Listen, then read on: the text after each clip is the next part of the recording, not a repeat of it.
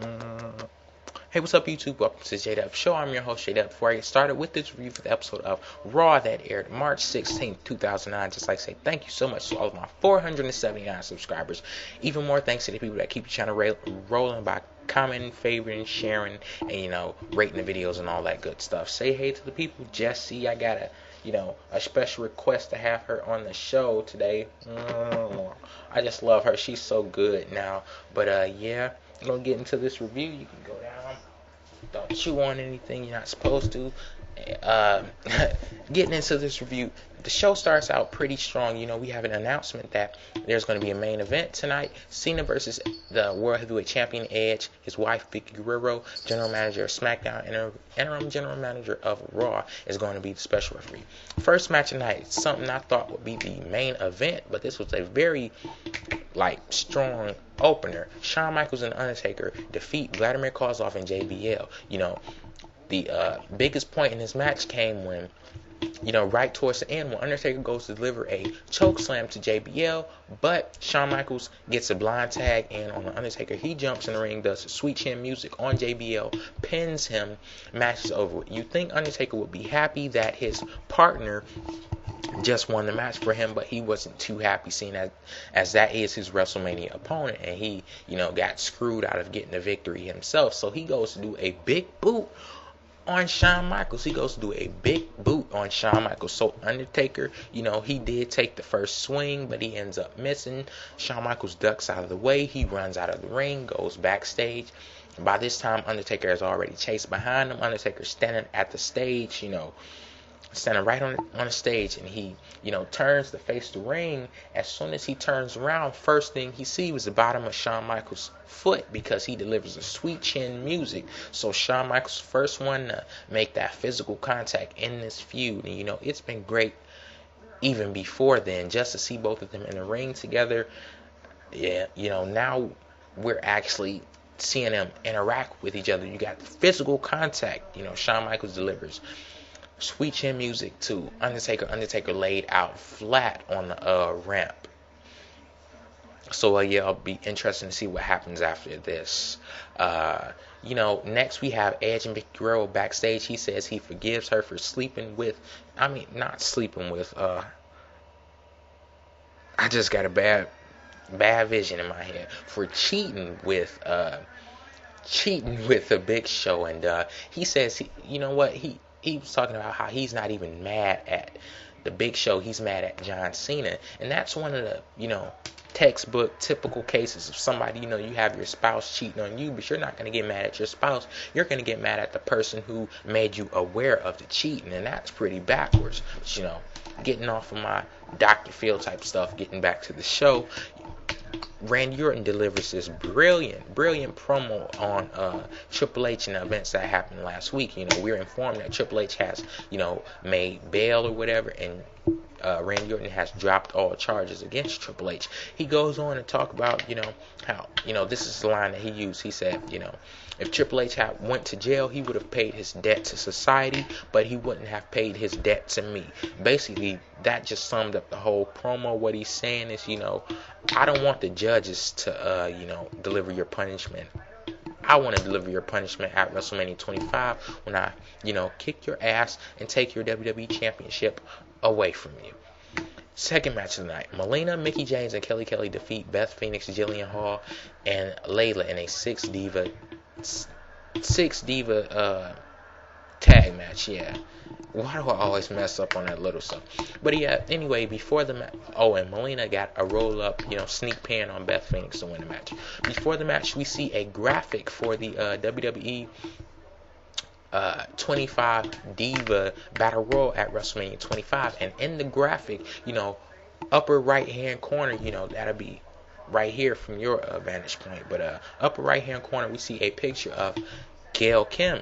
So I guess it's official, or they haven't, any of the announcers haven't announced it yet, but if you look at the graphic, I guess that tells you that Gail Kim will be making her return to the WWE at WrestleMania 25 in the 25 Diva Battle Royal.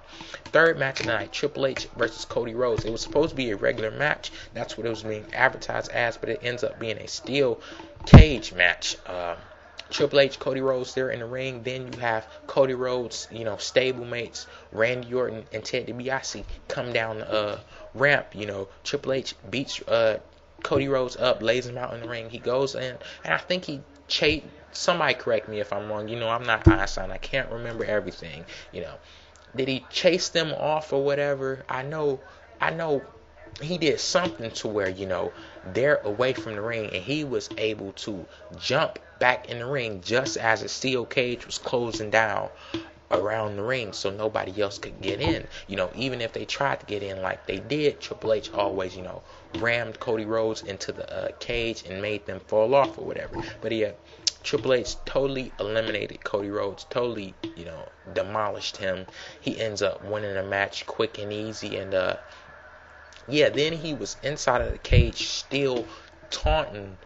He was still taunting Randy Orton. They were like this far apart from each other. Randy Orton on the outside of the cage, Triple H on the inside, and their faces are like this far apart. Like, for them two to be mortal enemies, can you imagine just being that close to your enemy and not being able to, strangle him or choke the life out of him?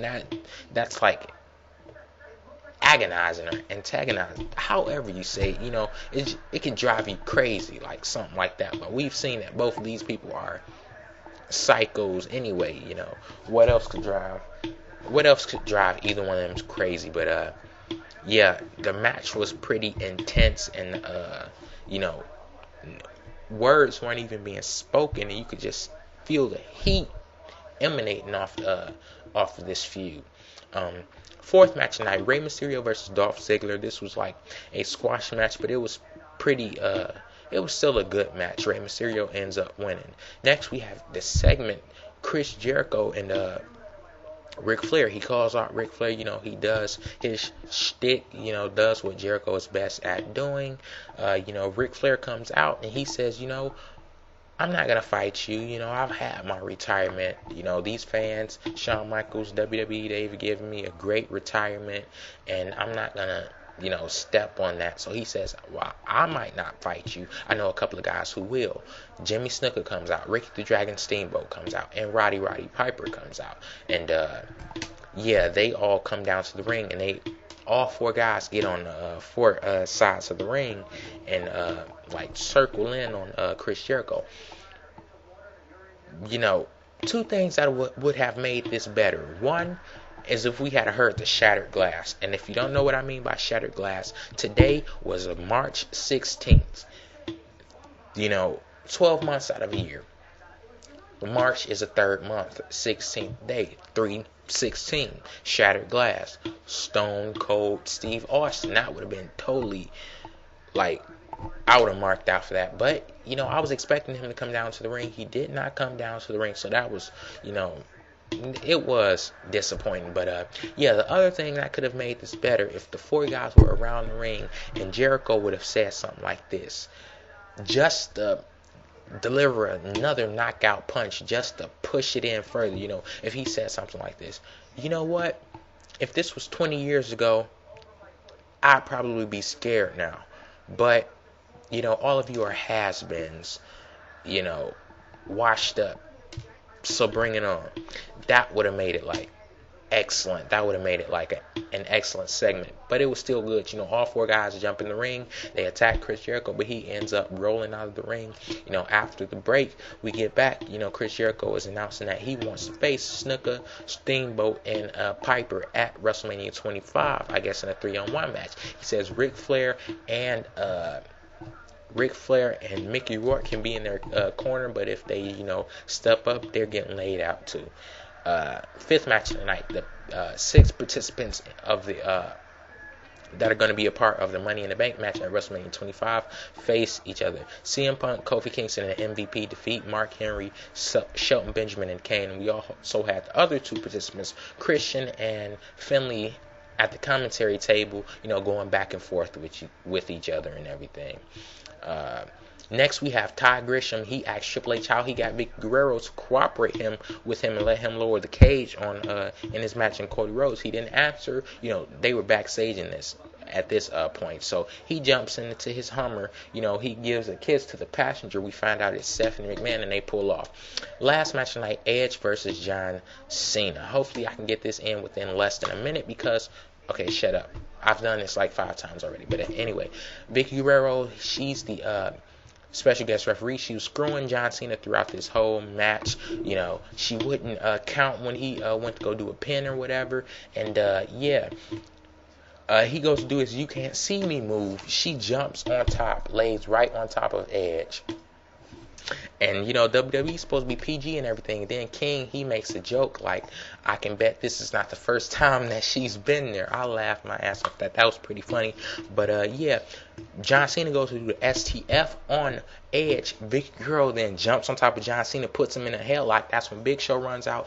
Edge and Big Show double team John Cena, but then Edge delivers a spear to Big Show, and that's Raw went off. It wasn't as good as last week, but it was still a good episode. Peace out.